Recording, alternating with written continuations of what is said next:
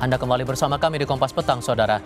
Mantan Ketua Komisi Pemberantasan Korupsi atau KPK Firly Bahuri batal menghadiri pemeriksaan sebagai tersangka hari ini di Bareskrim Mabes Polri Jakarta Selatan. Sedianya Firly Bahuri akan dimintai keterangan terkait kasus dugaan pemerasan terhadap mantan Menteri Pertanian Syahrul Yassin Limpo di Bareskrim Mabes Polri hari ini. Absennya Firly Bahuri dikonfirmasi Direktur Reserse Kriminal Khusus atau Direskrim Sus Polda Metro Jaya, Kombes Ade Safri Simanjuntak.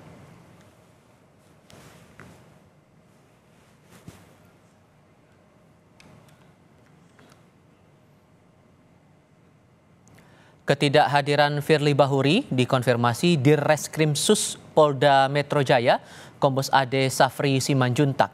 Ia mengatakan, pagi ini telah menyampaikan kepada penyidik bahwa tersangka FB tidak hadir memenuhi panggilan penyidik pada hari ini dan bisa ditanyakan langsung kepada penasihat hukumnya.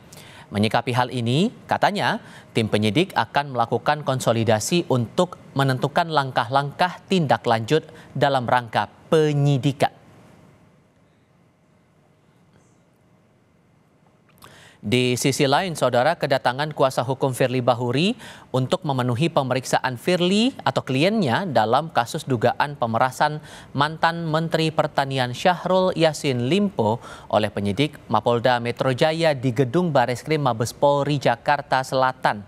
Ian Iskandar selaku penasihat hukum Firly mengatakan telah menyerahkan surat Firly terkait panggilan penyidik untuk diperiksa sebagai tersangka dalam kasus pemerasan terhadap mantan Menteri Pertanian Syahrul Yassin Limpo di Bareskrim Polri.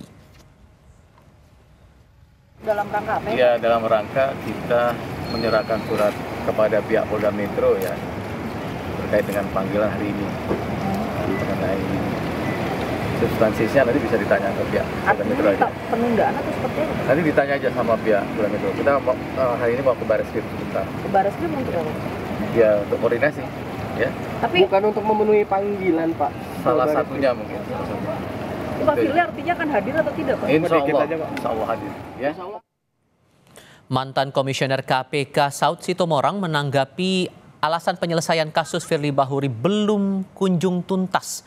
Ia merespons kasus pemberantasan korupsi harus diselesaikan terlebih dahulu ketimbang penyelesaian kasus lain. Menurutnya jalan terbaik adalah Firly Bahuri sebaiknya ditahan langsung agar prosesnya lebih cepat, menjadi lebih pasti, efisien, dan efektif dari pemberantasan kasus yang menjerat Firly. Kalau kita bertanya apa sebab makanya kasus ini terasa lama dan kemudian sudah mencapai setahun lebih gitu ya, mendekati setahun.